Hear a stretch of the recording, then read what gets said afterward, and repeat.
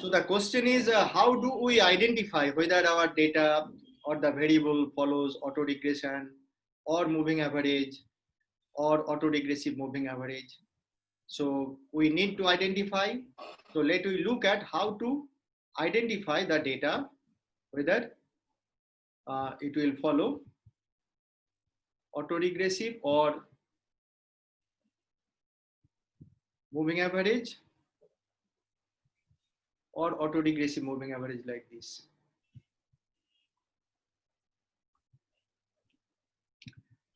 Now, the basic steps in that case, we need to look at the behavior of the autocorrelation function and partial autocorrelation function.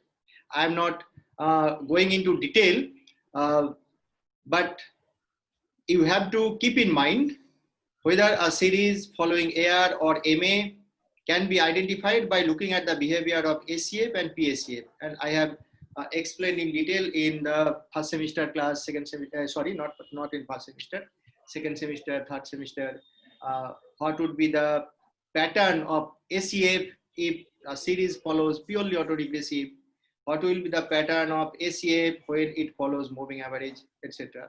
So by going through the pattern of autocorrelation function and partial autocorrelation function, we can identify whether our data follows purely autoregressive or purely moving average or mix up of autoregressive and moving average. Accordingly, we need to specify the model in this way.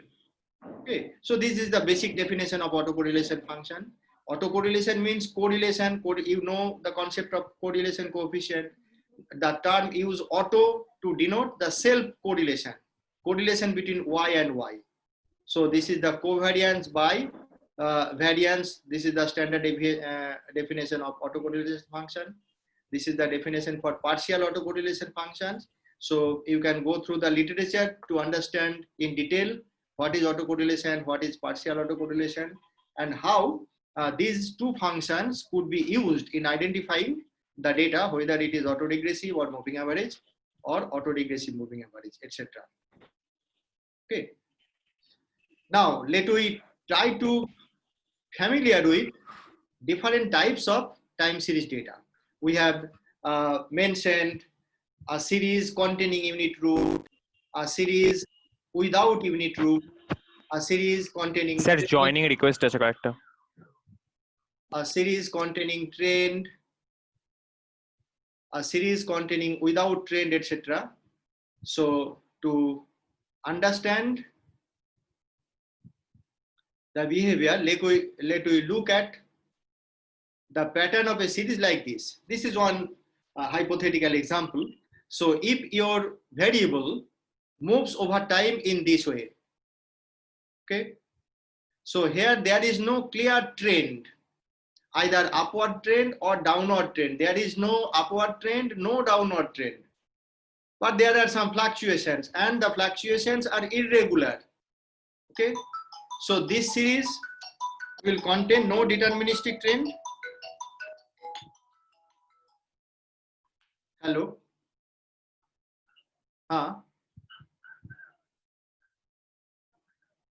Sir, can I call back to you after 2 hours? I am in a class now. Okay. Okay. So if we look at the behavior of this series, we can find there is no clear-cut trend. So this series contains no deterministic trend. But if we look at the fluctuations, we cannot predict the fluctuations. We cannot predict the variance. Okay. So in this case, the series will contain unit root. So if a series contains unit root but no trend, it looks roughly like this. Okay. At the same time, if we look at another series, if your series looks like this, there is a fluctuations and the fluctuations are roughly symmetric. So here there is no unit root. So if there is no unit root in your series roughly looks like this. But if a series looking like this, it represents your series will contain unit root. Okay, but in both cases there is no deterministic trend because there is no clear-cut upward movement or clear-cut downward movement in this case as well as in this case. So what is the difference between this? In the first case, there is no clear pattern of the fluctuations, and fluctuations are trending over time. So fluctuation during this period, fluctuation during this period are not similar. They are different. So fluctuations are time dependent. In other words, the variance is time dependent. So as the variance is time dependent in this series, the series will contain unit root or the series will exhibit stochastic trend. So stochastic trend looks like this. On the other hand, in this case, there is no stochastic trend. There is no deterministic trend, but the series has a fluctuations. If you take the average fluctuations, it will be constant. But in this case, if you take average fluctuations, it will not be constant. Okay, average fluctuations during different phases will be different. So in this case, fluctuations will be time dependent, implying the presence of stochastic trend or unit root. Here, fluctuations is time independent, variance is time independent, implying there is no stochastic trend or no unit root. There is another kind of behavior. Just look at this. Here there is a clear-cut upward movement. Okay. So if a series follows an upward movement or downward movement, so here there is a trend. That is, in this case, we have a deterministic trend. Take another example, this part. This is also follows upward rising trend. So in these two cases, we have deterministic trend. So what is the difference between this and this? Just look at closely. Here fluctuations are roughly symmetric, but here fluctuations are not symmetric. So in this case, fluctuations are time dependent. But in this case, fluctuations are time independent.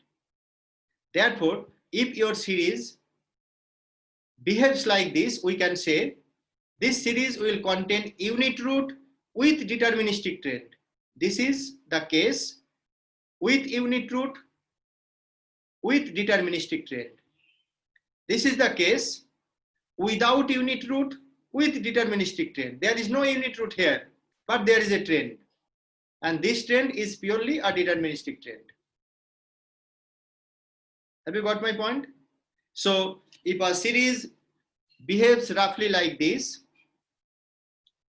it will contain no unit root, but it will contain deterministic trend.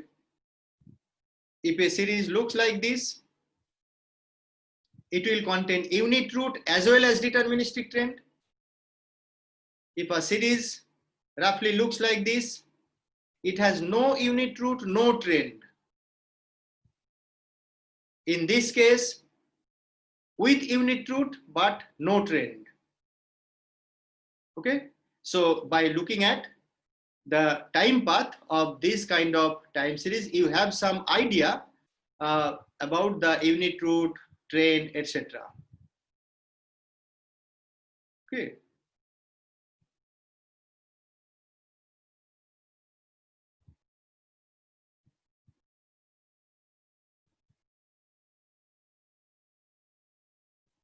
Now, let me look at another kind of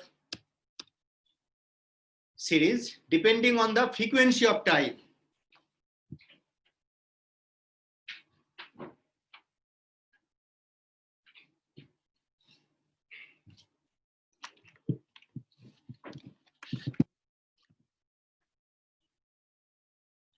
We are focusing now on frequency. Frequency means, let we start with the annual time series. The value moves over time with annual frequency. So this is an example of gross domestic product at market price in India. So this is the real data. It is obtained from National Statistics Office, Ministry of Statistics and Program Implementation. So if you plot the GDP series in our country, it looks like this. It is a annual time series data, and it follows some kind of exponential path. Okay. So how do we identify the movement? 1950, 1951, 1952, etc. So year to year movement we have in a yearly time series. Now, let me look at monthly time series.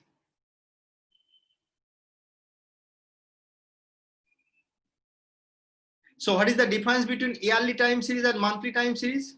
In the case of yearly time series, you have movement from one year to another year.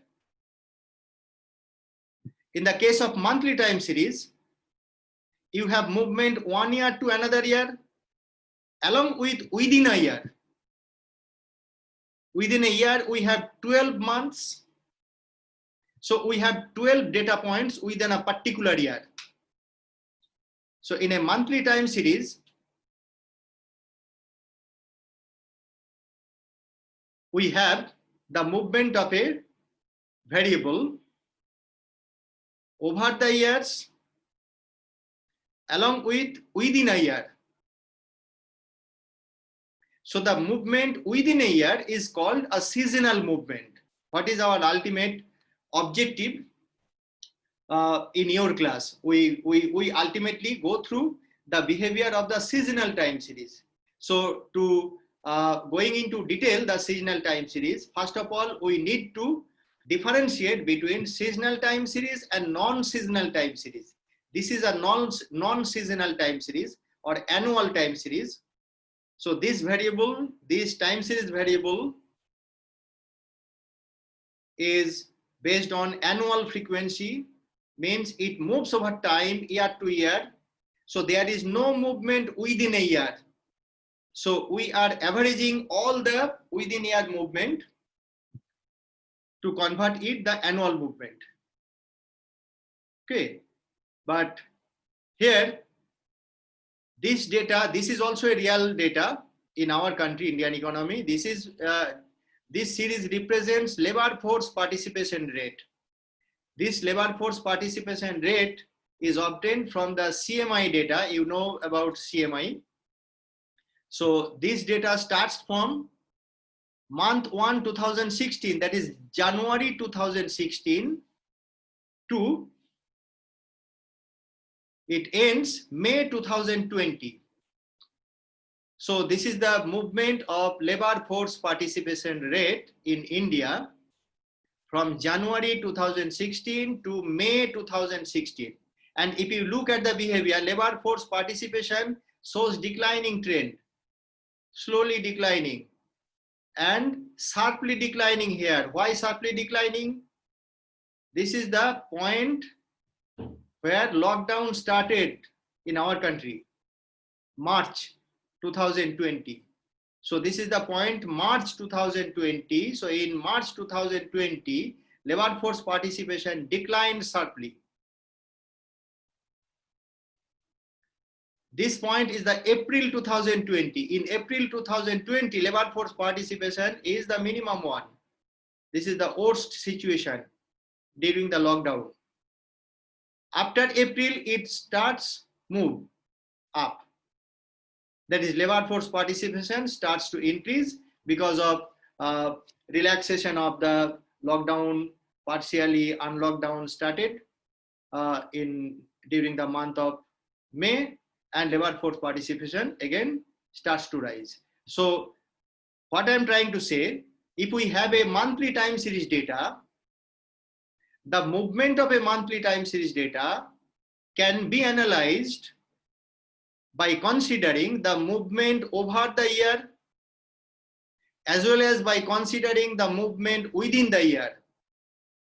So when we analyze the movement within the year, then we are analyze the seasonal component of the data, seasonal component of the time series. Okay.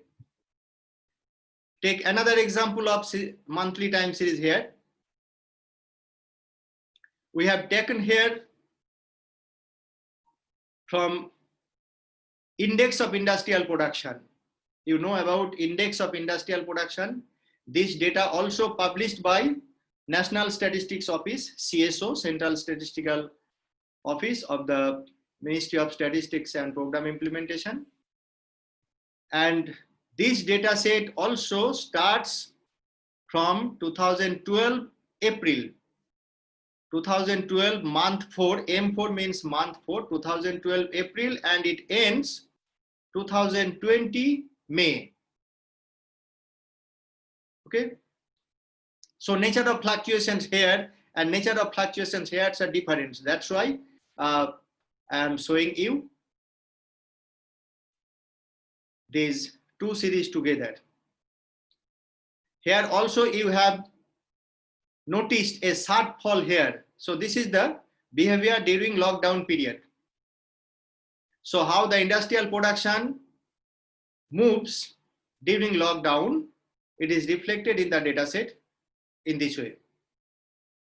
Okay, so if you have a monthly data, the analysis of time series will be complicated. You can understand easily. If you have an annual data, so analysis of this data and analysis of this data will not be similar. Analysis of annual time series data relatively straightforward as compared to the analysis of monthly time series data, or if we consider again high frequency data like daily data. This is a data we have taken from BSE Sensex, Bombay Stock Exchange. You know Sensex, sensitivity index, representing the average movement of the stock index. So this is the time path of daily frequency time series data. Okay, so what is the difference between monthly data and daily data? In a monthly data, you have a seasonal cycle within a year, 12 cycles for 12 months. So in the case of a monthly time series data, we can consider 12 cycles within a year. So in analyzing the time series behavior of a monthly data, we need to consider two types of movement. One is the long run movement or non-seasonal movement. Non-seasonal movement means we need to consider the movement over year to year, how a particular variable moves over years, along with the seasonal movement, how that variable moves within a year. Okay, and movement within a year for monthly time series, we have to consider the cycle of 12 points for 12 months. If you have a quarterly data, we have not shown here quarterly data. In the case of a quarterly data, you have 4 data points within a year. So in the case of a quarterly data, you have 4 period cycles. Quarter 1, quarter 2, quarter 3, quarter 4. Okay, so for quarterly data, we need to analyze the movement over the years along with within a year over the quarter. For monthly data, over the year along with within a year over the months. In the case of a daily data like this, BSE Sensex, in the case of a daily data, what would be the frequency of this data or cyclical pattern? How do we look at? In the case of a daily data, the cyclical pattern will be of 7 days, Sunday, Monday, Tuesday, etc. So in the case of a daily data, we can look at the repetition of the appearance of the time point within a 7-point cycle for 7 days. So for daily data, our cycle will be 7. For monthly data, our cycle will be 12. For quarterly data, our cycle will be 4. For half-yearly data, our cycle will be 2. Okay. for hourly data, if you have hourly data, when we consider to analyze hourly data like telephone calls or so telephone calls, you can get a data hourly or within minute, within second, etc. So for hourly data, for example, your cycle will be 24 because it will repeat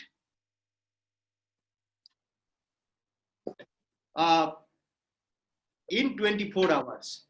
Okay, so in that case, the cyclical length will be 1 day, 24 hours for hourly data. In the case of a daily data, the cycle will be 1 week because the movement of the data will change over the weeks. In the case of a monthly data, our cycle will be 12. Okay. In the case of a weekly data, we have a cycle of 52 because if you take week as a time unit, so week will be repeated after 1 year. So 1 year contains 52 weeks. So in the case of weekly data, your cycle will be of length 52. Okay, so whatever may be, when we move from higher frequency to higher frequency, the cyclical pattern will be different. And we need to consider the cyclical pattern along with the pattern of movement over time.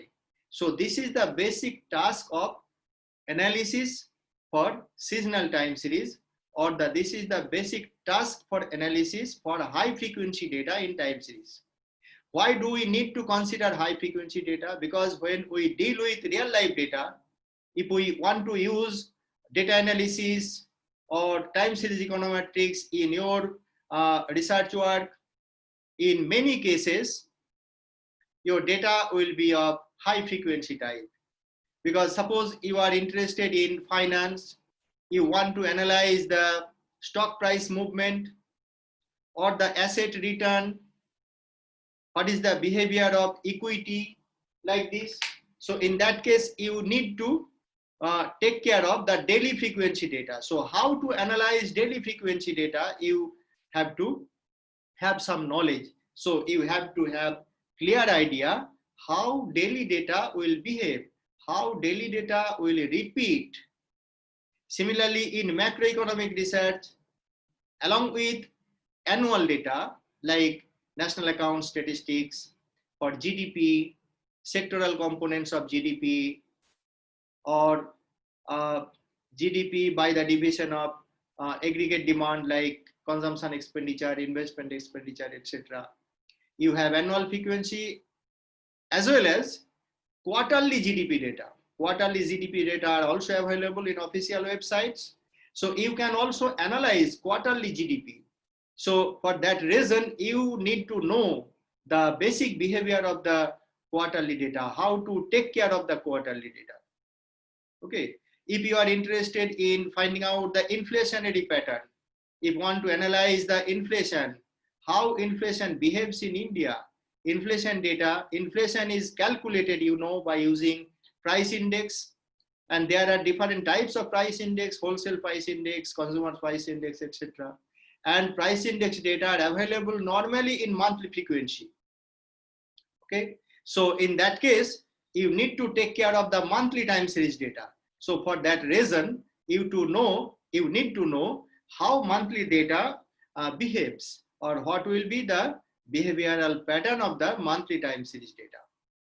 Okay, if you are interested in finding out just like what I say, Phillips curve kind of behavior.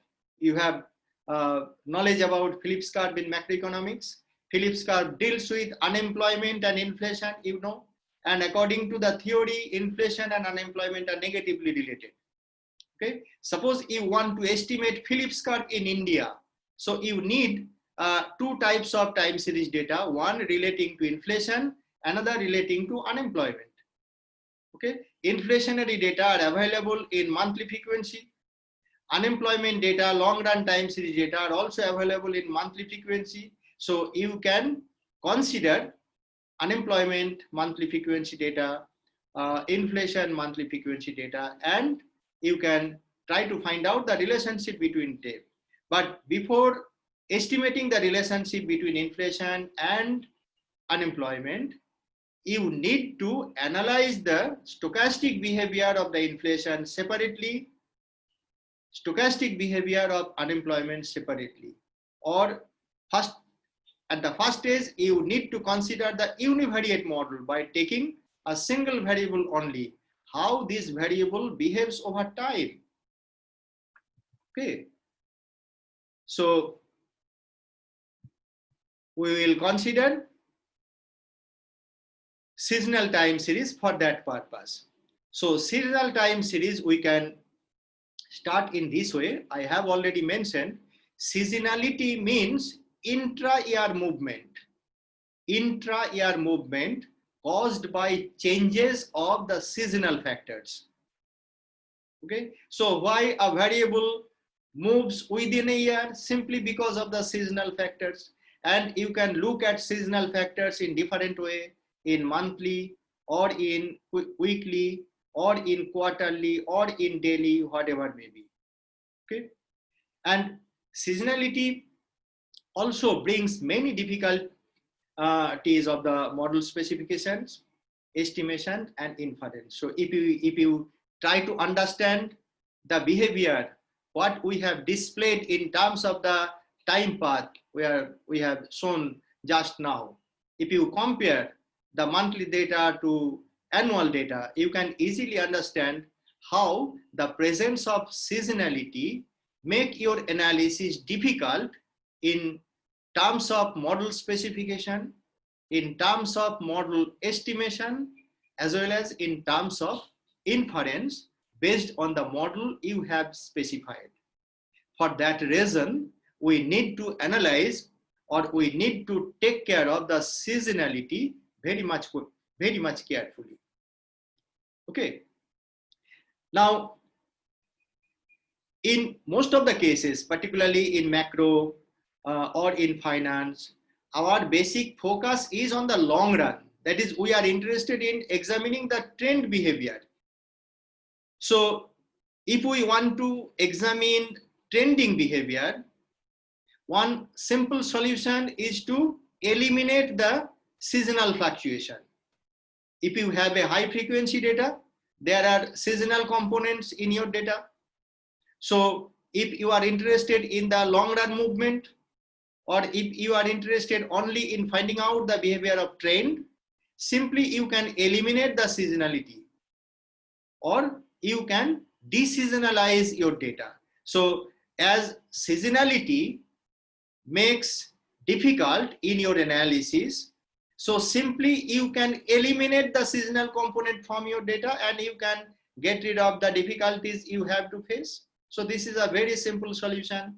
Deseasonalize your data before finding out or before estimating trend or before examining trend or before estimating any relationship by using time series. Okay, but if we deseasonalize, you have to lose a lot of information that can provide your data. So we want to retain the seasonality.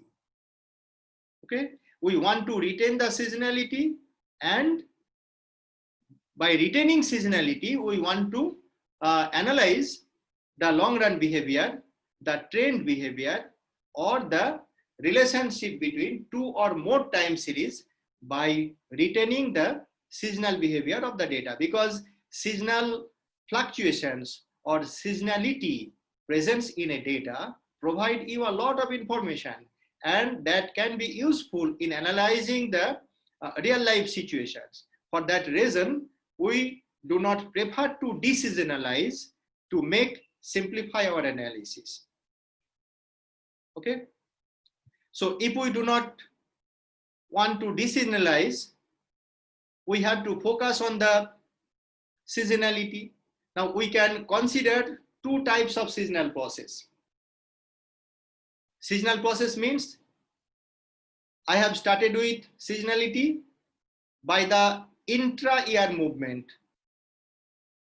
variation of a variable within a year. For monthly data, this variation will be of 12 frequency. For quarterly data, the intra-year movement with 4 frequency. For weekly data, intra-year movement with 52 frequency, whatever may be. So we need to analyze the intra-year movement. Now the intra-year movement or the seasonal fluctuation may be deterministic or may be stochastic. You know the concept of deterministic, concept of stochastic. Stochastic means the influence of the shock even in the intra-year movement, even in the seasonal movement. Think about a monthly time series. Monthly time series like this, IIP or labor force participation. So it moves over time along with the movement within a year. Our basic concern is to analyze the pattern of movement within a year. Now the pattern of movement within a year may be of two types. Pattern of movement within a year may be deterministic. You can understand, you can observe directly the pattern of movement, or the pattern of movement within a year may be stochastic. In that case, you cannot understand the pattern of movement clearly within a year. So how a variable moves within a year is not clear to us, is not observed clearly, and it will vary from one year to another year between seasons in a random manner. So if this is the process, then the seasonal process will be stochastic. Okay, so seasonal process or seasonal variation may be deterministic or may be stochastic. Now, to simplify our analysis, suppose our data contains only deterministic seasonal process. So if your data contains only deterministic seasonal process, how do we specify this kind of seasonal process? So in that case, let we look at the specification of the model like this. So this is the case of pure seasonal dummy models. So you can use this kind of model when your data contains only deterministic seasonal process. So the term deterministic seasonal process suggests the seasonal movement over year is observable. The seasonal movement over year